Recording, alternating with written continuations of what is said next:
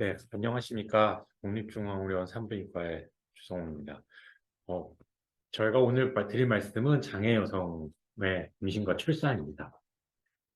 드릴 말씀은 컨텐츠는 이렇게 되고요. 장애 여성 임신에 대해서 먼저 말씀드리겠습니다. 장애 임신은 현재 가임기 여성은 현재 우리나라에 2022년 통계로 15만 명 정도가 있습니다. 실제로 장애 여성의 약 50% 정도는 배우자가 있는 결혼 상태인 분들이고요. 그리고 이제 출산율을 보면 2018년도에 우리나라 전체 신생아는 32만 6,800명이었지만 2021년에는 26만 명으로 많이 줄었습니다. 약 19.5%가 줄었는데 장애 여성 같은 경우는 2018년에 1,482명이 태어났고 2021년에 828명. 그래서 전체적으로는 62.7%가 줄었습니다. 약 44.1%가 줄었습니다. 실제로 뇌병변 장애 출산율을 보면 2018년도에는 75명의 아이가 태어났었는데 지난해에는 28명으로 62.7%가 줄은 걸로 일반인에 비해서 상당히 많이 줄은 걸로 나타나고 있습니다. 이거는 이제 2020년에 장애인 실태 조사를 했던 내용인데 보시면 여성 장애인에게 가장 필요한 것이 무엇이냐라고 물어보면 대부분 20대 여성 같은 경우에는 활동 지원 서비스가 필요하다고 대답하고 있고 30대에는 출산과 관련된 지원이 필요하다. 40대에는 자녀 양육에 대한 지원이 필요하다라고 답변을 하고 있고요. 그 이제 가임기 여성으로만 놓고 보면 34.4%에서 출산 관련 서비스가 필요하다라고 대답을 해주시고 있고 그 외에는 이제 자녀 양육 지원 서비스, 그다음에 장애인 활동 지원 서비스 순으로 나타나고 있습니다.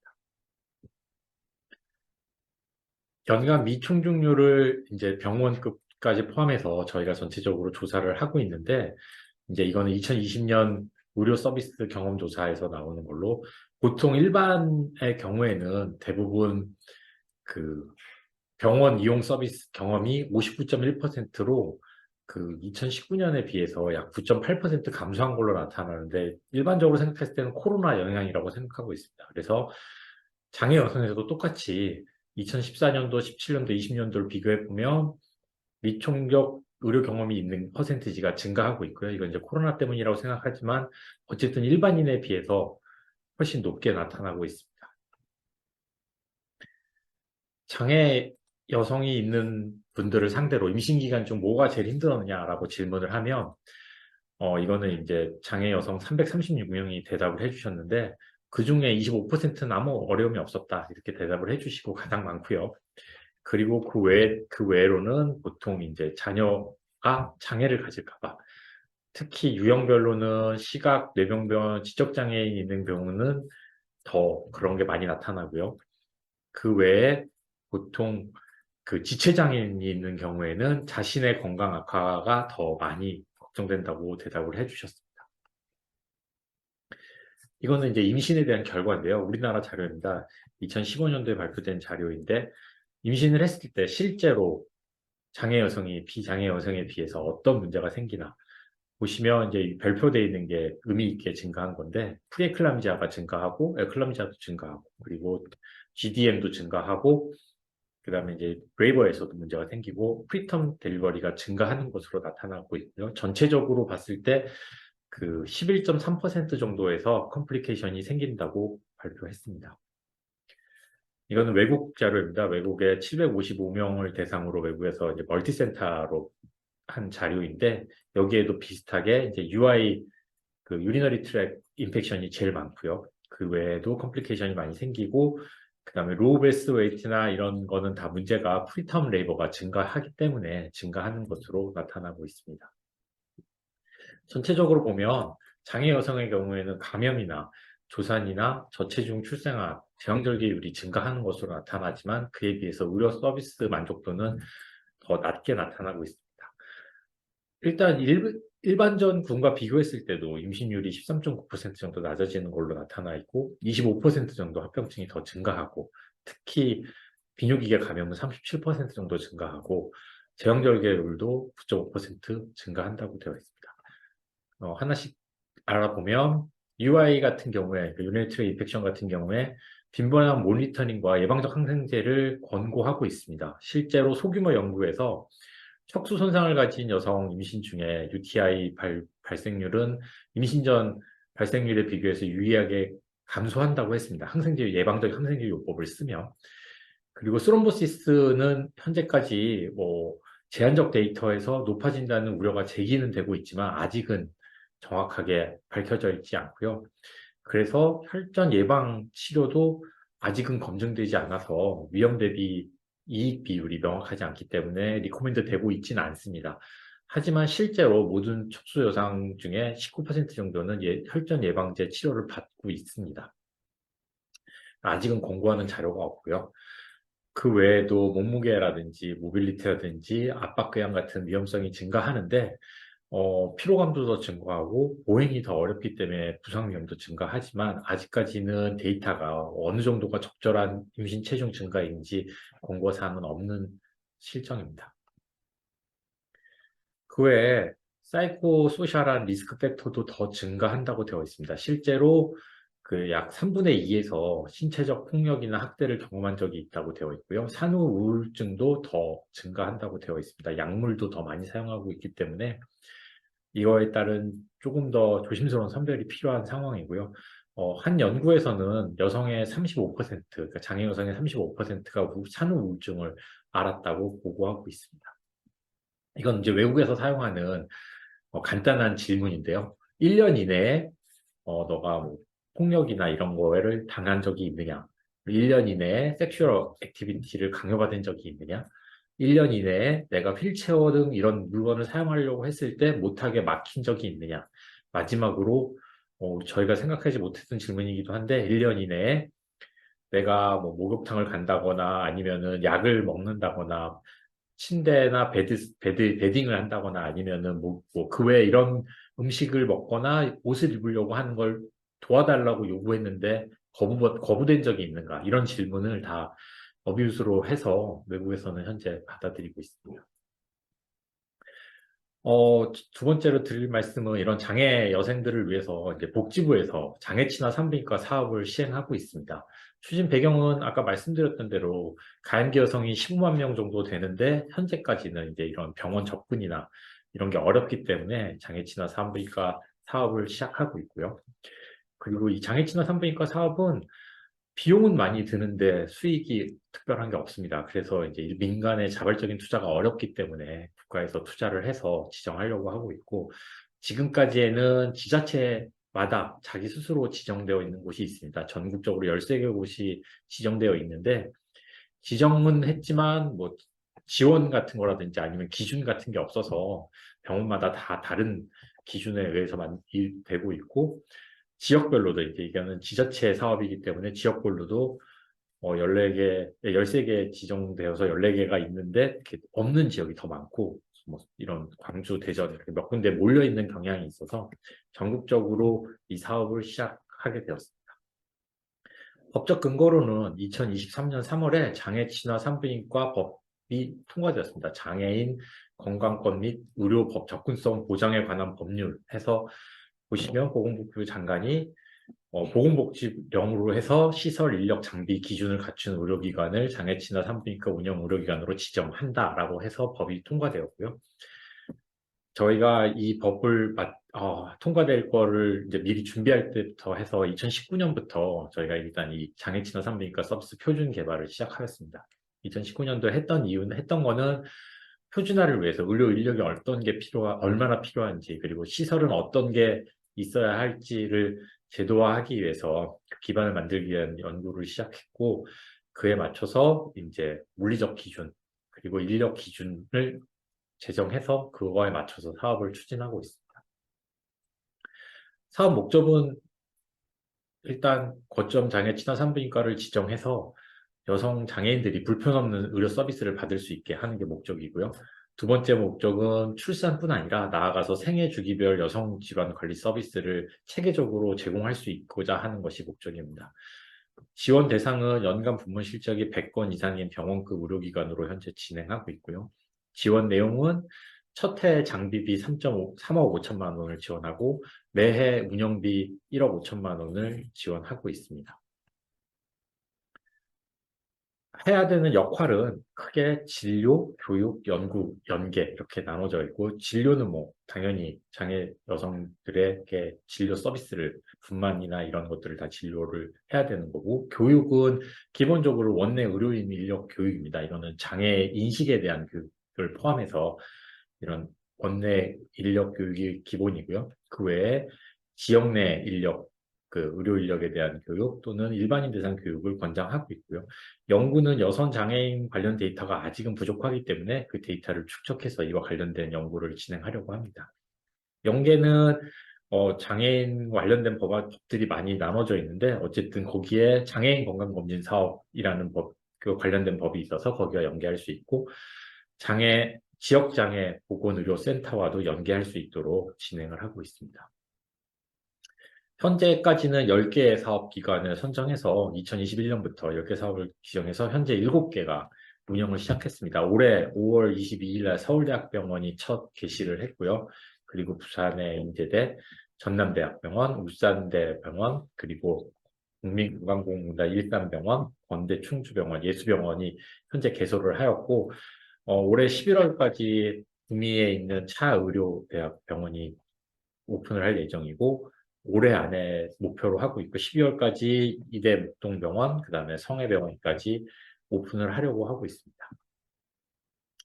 간단하게 보여드리면 이게 보통 저희가 사용하는 이제 그래도 꽤 큰 진료실이라고 생각해서 사진을 찍었는데 이렇게 구조가 되면 휠체어가 요즘은 전동 휠체어 대부분 쓰시는데 휠체어가 들어와서 환자분이 이곳에 옮겨질 수가 없습니다. 그래서 이제 변경 후에는 저희가 공간 확보가 가장 큰 문제여서 공간을 넓게 잡아서 그 휠체어도 들어올 수 있고 환자들이 받을 수 있게 이 공간을 확보하고 있고요.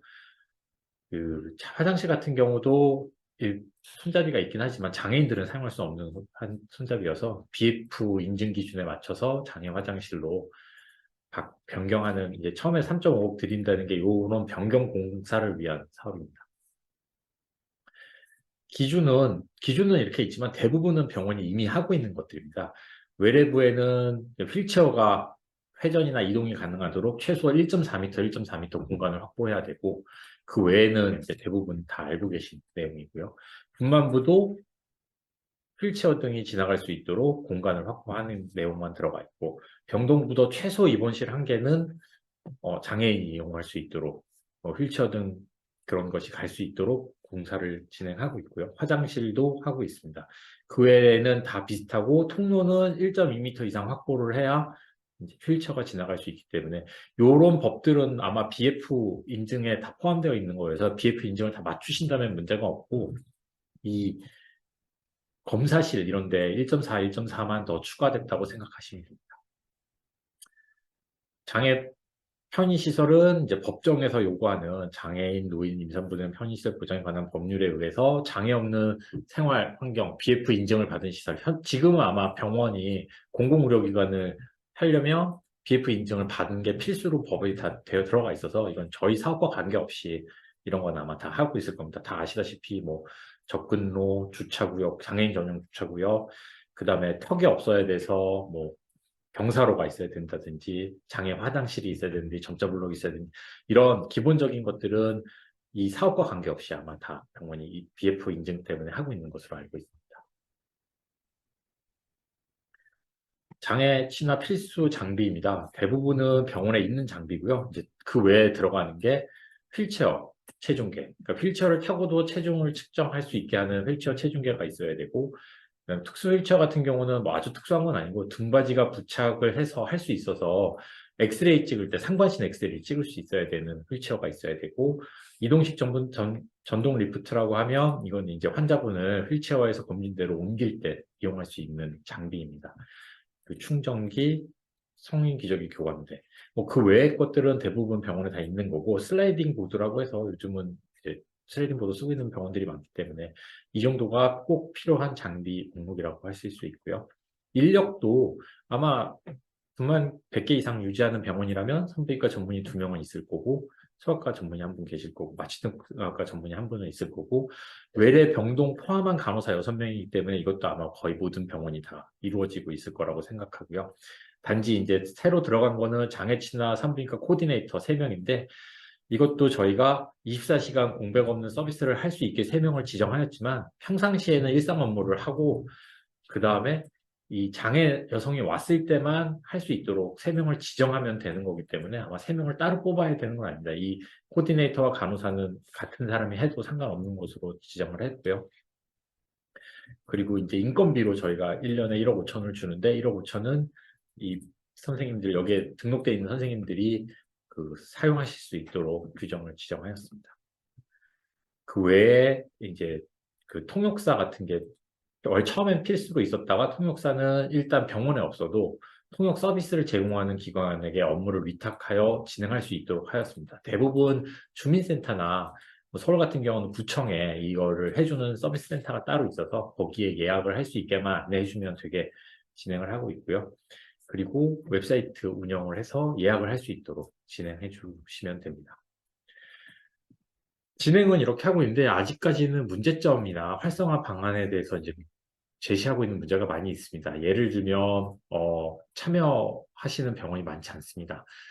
이거는 그 비용이 별로 들진 않지만 공간을 차지하기 때문에 병원들마다 다 이 공간 확보가 가장 큰 문제인 것 같고요. 그게 이제 큰 걸림돌이긴 하고 그리고 아직까지는 여성 장애인 진료에 대한 경험이나 정보가 부족하기 때문에 이런 거에 대한 인식이 좀 부족한 것 같고 또한 저희가 이제 운영하고 있긴 하지만 여성 장애인들 환자에게도 아직 다 알려지지 않았는지 아직은 실적이 저조한 편입니다. 그래서 이런 거가 가장 큰 문제라고 생각하고 예산이 아직은 확실하게 받쳐주지 못하고 있습니다.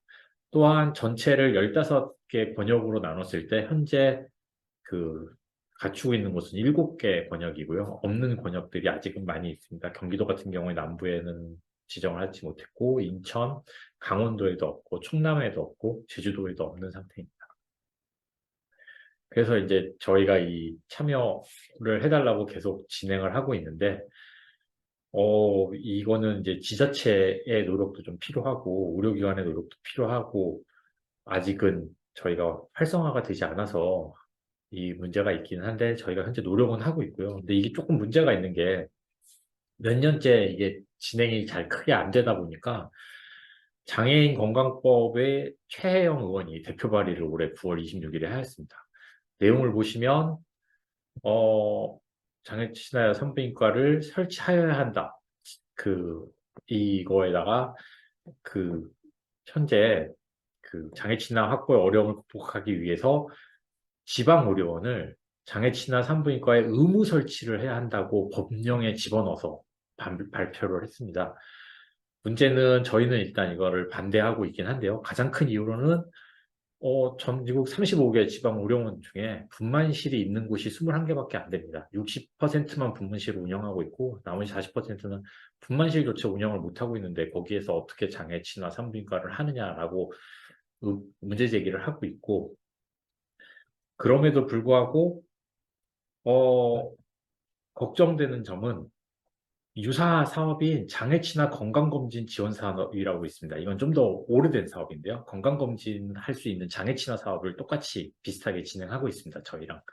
근데 여기도 이제 참여율이 낮다 보니까 여기는 실제로 23년 6월 13일에 당연지전 법률이 통과가 돼버렸습니다. 통과가 돼서 내년까지는 무조건 하셔야 되는데 그게 공공보건의료원의 86개소입니다. 저희보다 훨씬 많고 대학병원 다 포함이고 공공의료기관은 전체가 다 법으로 해야 되는 걸로 바뀌어서 여기는 이제 무조건 해야 되는 게 돼서 이게 처음에 말도 안 된다고 했는데 법이 통과되면 방법이 없습니다. 다 해야 됩니다. 그래서 저희가 걱정하는 건 장애치나 산부인과도 진짜 법을 통과시킬까 봐 좀 걱정은 하고 있고요. 가장 큰 걱정은 여야 간 의견이 없습니다. 이거 법 통과시키는 거에 그게 가장 걱정되는 점이긴 합니다. 또한 가장 이제 장애 여성들이 하는 것 중에 하나가 이 의료진에 대한 경험이나 정보가 부족하기 때문에 뭐 보통 다 비슷한데요. 왜 자기한테 안 묻고 남편한테 묻느냐 이런 거에 대한 장애 감수성이나 이런 거에 대한 교육이 더 필요하다고 민원을 발생하는 사례들이 있고 해서 이거는 이제 교육을 좀 더 진행시키려고 합니다. 이제 뭐 이제 대부분 그 전체 실적이 0.2%에 불과하거든요. 그래서 이거는 좀 더 이제 저희가 발굴을 하고 이런 걸 하려고 하는데 아직은 방안이 부재하고요. 말은 이렇게 하면서 내년에 예산 16.7%를 삭감당했습니다. 그래서 이것도 예산이 없어서 과연 진행할 수 있을까 하는 그런 걱정도 좀 있고요. 어쨌든 이 활성화를 위해서 다각적 논의가 현재는 필요한 상황입니다. 네, 여기까지가 제가 발표였고요. 감사합니다.